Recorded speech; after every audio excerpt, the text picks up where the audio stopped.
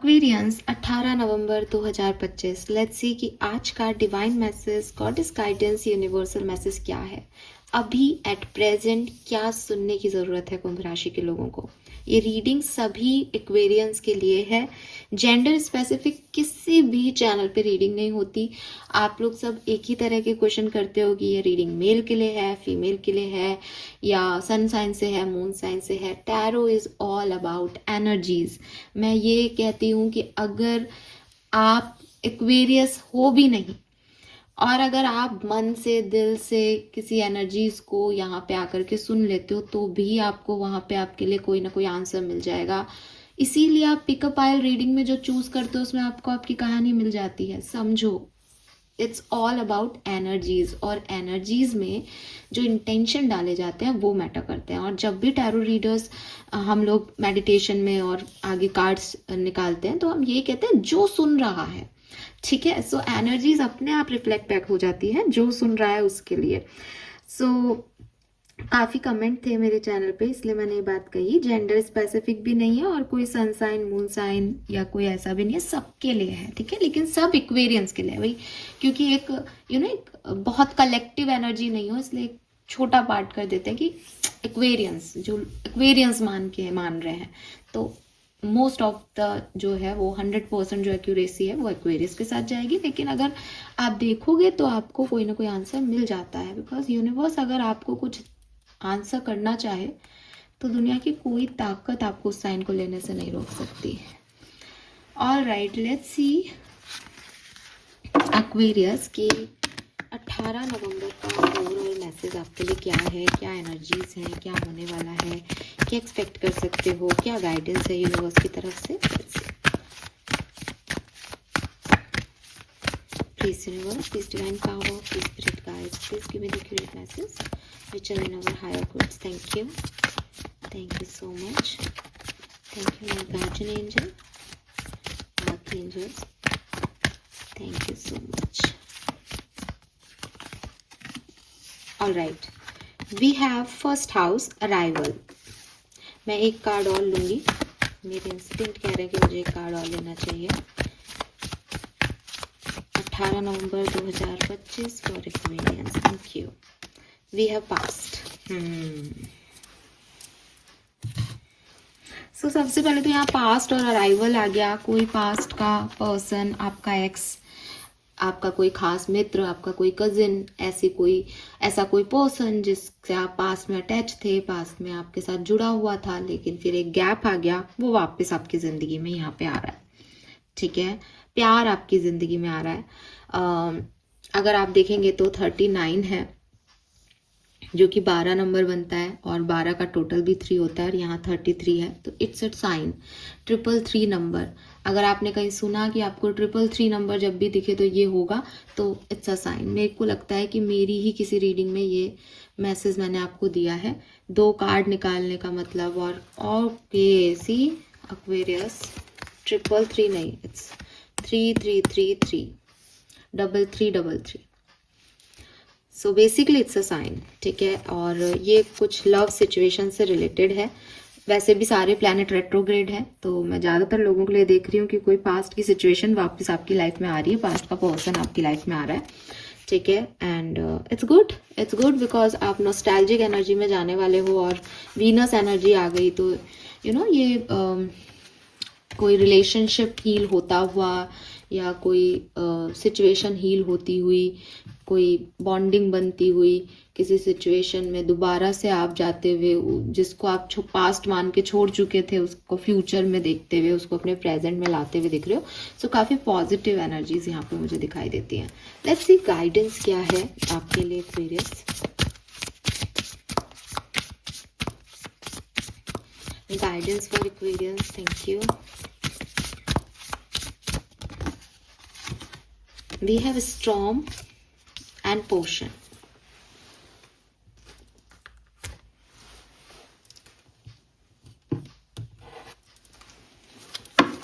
Guidance for Aquarians.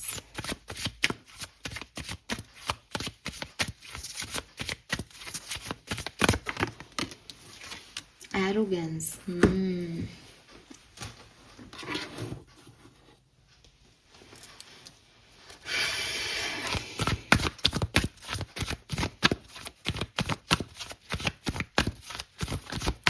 Guidance for Aquarius 18 नवंबर 2025।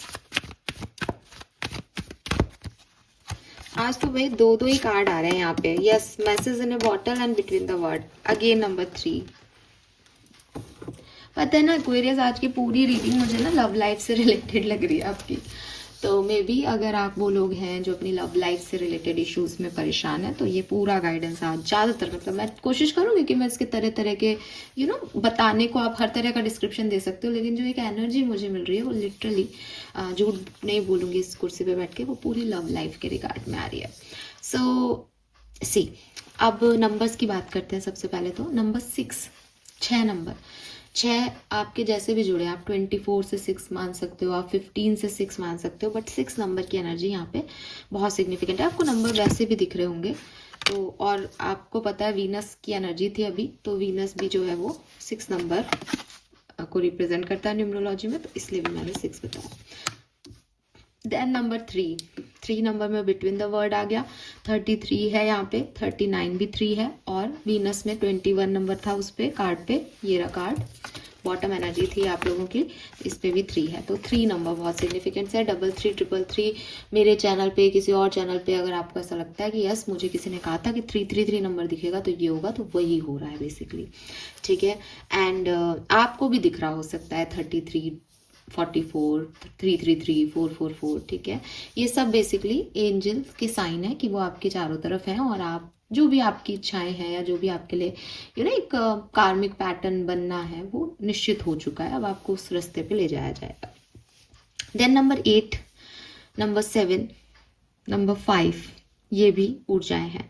अब again number 44 का भी 8 हो सकता है, नंबर 26 का भी 8 हो सकता है, ठीक है। तो ये कुछ नंबर्स और ये सब हो सकते हैं आपके लिए। कुछ महीने मुझे आपके लिए यहाँ पे सिग्निफिकेंट दिखते हैं। उसमें मुझे सबसे पहले दिखता है जून का महीना। जून, जुलाई और अगस्त, ये 3 महीने बहुत सिग्निफिकेंट है। देन मुझे यहाँ पे दिखता है आपके लिए मार्च का महीना, ठीक है। मार्च का महीना भी आपके लिए बहुत सिग्निफिकेंट है। Colour of the day is green colour. अगर आपके पास एमरल्ड ग्रीन कलर हो, आपको यहाँ पे दिखेगा वो शेड अराइवल के कार्ड में, तो ये कलर आप आज के दिन यूज करें, ये आपके लिए बहुत लकी रहेगा, क्योंकि यहाँ पे भी ये कलर आपको दिख रहा होगा। हर कार्ड में कहीं ना कहीं इस तरह का कुछ एनर्जी आपको वाइब्रेशन मिल जाएगा। आज की रीडिंग ना कार्ड मतलब बहुत क्लियर है, ऐसा नहीं है कि मैं आपको उस चीज को सिर्फ कि भाई मैं चैनल कर रही हूँ आपको नहीं दिखा पा रही, तो मैं दिखा रही हूँ। कभी कभी मैं कुछ कलर्स ऐसे दिखते हैं कि वो समझ ही नहीं आते कहाँ है, अभी वो सामने है कि हाँ ये यही कलर है बेसिकली, और वो हर जगह है, ठीक है। तो ये चीज मुझे यहाँ पे आपके लिए कलर और नंबर्स में दिख रही है। नाउ मैसेज क्या है एक्वेरियस? पहला मैसेज जो कि मैं लव लाइफ से रिलेटेड बात करना चाहूंगी, तो उसके रिगार्ड में सबसे पहले बोलूंगी, यहाँ पे ऐसा लग रहा है जैसे कोई पास्ट की सिचुएशन, पास्ट का पर्सन, या कोई ऐसी सिचुएशन जैसे आपने पास्ट पे छोड़ दिया था कि शायद ये मेरा भविष्य का हिस्सा नहीं होगा, वो सिचुएशन वापस आपके सामने आ रही है। यूनिवर्स आपको कह रहा है दैट आपकी एक प्रॉब्लम हो सकती है। आपको लगता है कि मेरे साथ बहुत गलत हुआ है, ठीक है। आप अपने आप को एक विक्टिम कैरेक्टर के रूप में मानते हो। मैं ये नहीं कह रही कि आप विक्टिम प्ले करते हो, विक्टिम प्ले करना इज अ डिफरेंट थिंग, और मेरे साथ गलत हुआ है, हो सकता है आप स्ट्रांग हो, आप कभी किसी को नहीं कहते कि मेरे साथ कुछ गलत हुआ, लेकिन आपका एक थॉट प्रोसेस ऐसा रहता है दैट पूरी दुनिया जो है वो गलत है और मैंने तो अपने हिसाब से सही किया। यहाँ आप गलत नहीं हो एक्वेरियस, मैं आपको क्लियर कर दूं कि हर व्यक्ति को यही लगता है, क्योंकि हम अपने आप को बहुत अच्छे से जानते हैं। अगर आज मैं आपको 4 कमेंट मेरे पास नेगेटिव हो, तो मैं यही कहूंगी कि यार मेरे इंटेंशन बुरे नहीं है, बिकॉज मुझे पता है कि मैं किस लिए काम कर रही हूँ, कैसे बैठी हूँ। लेकिन प्रॉब्लम क्या है कि मैं सामने वाले का इंटेंशन नहीं जान पा रही। वो फ्रस्ट्रेटेड है बेचारा, वो किसी और से कुछ लड़के आया है, वो किस परिस्थिति में कि वो उसने कुछ चाहा था उसको वो नहीं मिला, वो किस परिस्थिति में है, ये जो है सिचुएशन अलग अलग हो सकती है सबकी। हो सकता है कुछ सिर्फ डिस्टर्ब ही करने को आए हैं दूसरों को, उनको कोई मतलब नहीं है, वो मानते ही नहीं है टैरो रीडिंग में, बट आए हैं गलत सलत कमेंट करेंगे। लेकिन हो भी सकता है ना कि कुछ सही में किसी परिस्थिति में हो, या उनको बाद में 1 घंटे बाद ये रियलाइज भी हो जाए कि उनको ऐसा नहीं लिखना चाहिए था। लेकिन मैं जब सामने से देख रही हूँ कि किसी ने मेरे अगेंस्ट बोला, तो मैं क्योंकि सिर्फ अपने आप को जानती हूँ, तो मुझे ऐसा लगेगा कि यार मैं तो सही हूँ, मेरे इंटेंशन सही है, ये लोग गलत है जो मेरे साथ ऐसा बिहेव कर रहे हैं। सेम ऐसा आपके साथ होता है, ठीक है। और मेरे साथ तो ये एक पार्ट ऑफ, छोटा सा पार्ट है लाइफ का, और कहते ही हैं कि भाई क्रिटिसिज्म तो लेना आना चाहिए, लेकिन आपके साथ क्या होता है, ये आपके रिश्तों में होता है। आपको लगता है मैंने अपना रिश्ता बहुत अच्छा निभाया, मैंने अपने रिश्ते में सब कुछ दिया सामने वाले को, लेकिन सामने वाला सही आदमी नहीं था, सही औरत नहीं थी, सामने वाले ने कुछ गलत किया है मेरे साथ। यूनिवर्स आपको सिर्फ इतना कह रहे हैं कि जब आप अपनी गलतियां नहीं देखना चाहते, जब आप सारा ब्लेम, सारी गलतियां सिर्फ सामने वाले की देखते हैं, तो आप सामने वाले का जितना अच्छा कर देते हैं उतना ही अपना बुरा कर लेते हैं। कबीर जी का एक दोहा है कि निंदक नियरे राखिए। निंदक नियरे राखिए का मतलब क्या है कि वो आपको आपकी गलतियां बता रहे हैं तो आप सुधर रहे हो, यानी आप ग्रोथ हो रहे हो। आपकी ज़िंदगी में कोई आपको ये कहे कि तू ये गलत कर रहा है, तो आप सुधर जाओगे। आज मैं आपको गाइडेंस दे रही हूँ, तो मैं आपके अंदर कुछ शायद कोई थॉट प्रोसेस में एक चेंज ला पाऊँ, तो आपके अच्छे के लिए आ रहा है ना ये सब। लेकिन अगर आप ये मानो कि इसको खुद को तो कुछ आता नहीं है, हमको सिखाएगी, हम तो परफेक्ट है, तो आपके अंदर कभी ग्रोथ नहीं हो पाएगी। ये मेंटल स्टेट से आपको बाहर निकलना पड़ेगा कि सामने वाला गलत है और मैं सही। आपको ये समझना पड़ेगा कि सामने वाले ने 10 गलतियां की है, लेकिन डेफिनेटली शायद 0.1% ही सही, शायद एक गलती ही सही, लेकिन मेरे से भी हुई है। चाहे वो यही गलती नहीं हो कि भाई मैंने गलत व्यक्ति पे ट्रस्ट किया था, लेकिन गलती तो है, फ्लॉज तो है। तो आप जब तक ये सोचोगे कि सब कुछ दूसरे लोगों ने कर दिया मेरी ज़िंदगी में, मैं तो बहुत ही सीधा हूँ, सच्चा हूँ, ऐसे काम नहीं चलता, ठीक है। अगर मेरे को भी कोई क्रिटिसाइज कर रहा है तो मैंने उनको बोलने दिया, मैं उनको रिस्पॉन्ड नहीं कर रही, या मैं सोशल साइट पे आ गई हूँ, ये भी एक गलती है कि मैं सोसाइटी से क्यों लड़ाई लड़ूँ जब मैं खुद एक सोशल प्लेटफॉर्म पे बोल रही हूँ। यहाँ तो हर तरह के लोग आएंगे। सो ये जो फ्लॉज हैं आपके, जो एक्सेप्टेंस है, बेसिकली फ्लॉज भी नहीं, it's a kind of acceptance, कि मैं इस चीज़ को एक्सेप्ट करूं कि हाँ यार मेरे से भी गलती हुई, कि मैं सोशल प्लेटफॉर्म पे बात कह रही हूँ तो अब मुझे बोला जाएगा ये सब। इन चीज़ों के लिए अपने आप को थोड़ा सा, अपने माइंडसेट को फ्री करो और एक्सेप्टेबल बनो। बिकॉज जब आप इन चीज़ों को एक्सेप्ट नहीं करते हो, या जब आप एक ऐसी अप्रोच में रहते हो दैट दुनिया गलत है, मैं सही हूँ, जब आप लोगों की सुनते नहीं हो, जब आप खुद में इम्प्रूवमेंट नहीं करते हो, तो आप अपनी ग्रोथ को रोकते हो। और जिन लोगों को आप अपनी गलतियां बता रहे हो वो तो सब इम्प्रूव हो रहे हैं और आप वहीं की वहीं हो। तो ऐसा मत करो। क्लियर? तो अब अगर मैं साधारण शब्दों में कहूँ तो अगर आज कोई आए तो उसकी भी सुन लेना। अगर वो कहे कि तुम यहाँ गलत हो तो मान लेना कि हाँ साहब हो सकता है। मैं ये नहीं कह रही जबरदस्ती मान लेना कि गाइडेंस है तो मान लेना, नहीं, पर एक एक अच्छे से, एक ओपन हार्ट से सुनना कि हाँ हो सकती हूँ ना गलत, हो सकता हूँ ना मैं भी गलत, क्या प्रॉब्लम है गलत होने में। राइट? सो ये चीज आपको समझानी है यूनिवर्स को आज। दूसरा मैसेज जो मुझे आपके लिए मिलता है दैट इज, पास्ट आपकी तरफ आ रहा है, दैट इज ब्यूटिफुल थिंग। कि अगर आप चाहते हो, एक्चुअली ब्यूटिफुल सबके लिए भी नहीं हो सकता ये, लेकिन अगर आप चाहते हो कि मेरा रियूनियन हो, पर्सन मेरी तरफ आए, तो हो सकता है कि आपके पास कोई मैसेज उनका आ जाए और आप देखो कि हाँ चीज़ें अच्छी हो रही हैं आपके लिए। लेकिन एक्वेरियस, अगर आप गलतियां भी पास्ट वाली करोगे तो आपको आउटकम भी सेपरेशन ही मिलेगा दोबारा। समझ रहे हो?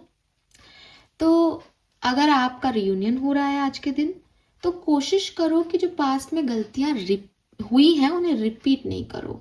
आपने जो लर्निंग ली है उन गलतियों से उनको ठीक करो, ये आपके लिए बहुत ज़रूरी है।